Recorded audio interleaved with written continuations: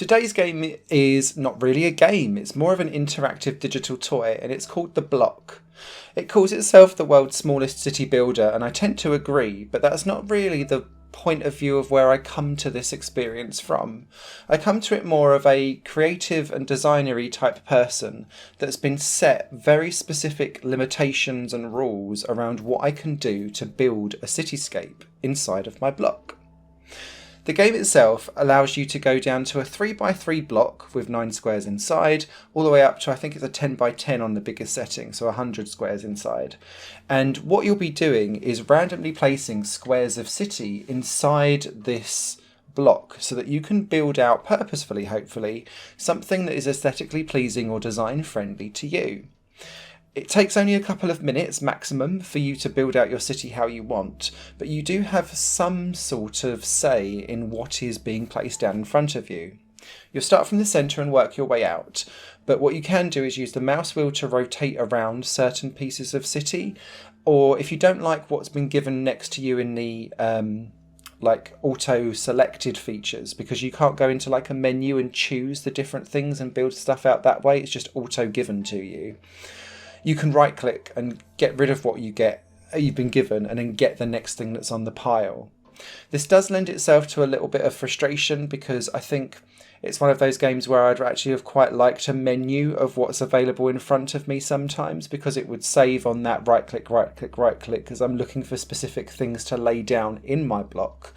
But it does mean that you also have this kind of I'll take what comes in front of me and try and build something from it style, should you want to go down it to try and get like order from chaos, I guess. As an actual city builder, this game doesn't scratch that itch for me at all.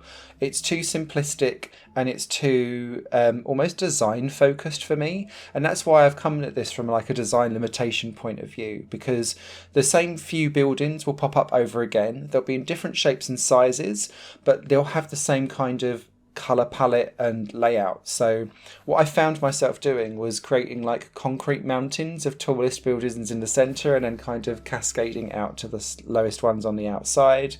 Or I would group together lots of trees so that there would be a forested area next to like a built up residential section.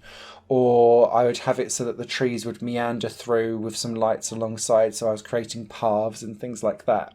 But you're having to make up your own story and goals as you go along, because there are no goals, there are no challenges, there isn't any kind of incentive to go on apart from your own curiosity and almost fidget spinner-like need to just build something at random. For that, I think this audience that will be satisfied with the block will be very niche. And if you're looking for like happy accidents with this type of stuff, I would definitely recommend Townscaper over the block, because with that, as you kind of just spurge out and about and just move your mouse around or build things at random, the AI kind of randomization gives you happy accidents as you build things out. But the block feels much more purposeful, almost like a Zen garden version of Townscaper. But with all of that comes some caveats. You can't save any creations that you've got. There is no undo button, which I found incredibly frustrating when I was trying to line up buildings so that I could have symmetrical blocks, and I'd like bugger something up and then I'd be like, well, that's just the last 70 tiles ruined. And you also can't there's nowhere to put any of your creations afterwards unless you start uploading screenshots onto like Steam Workshop and stuff like that, or the Steam Community tab, sorry.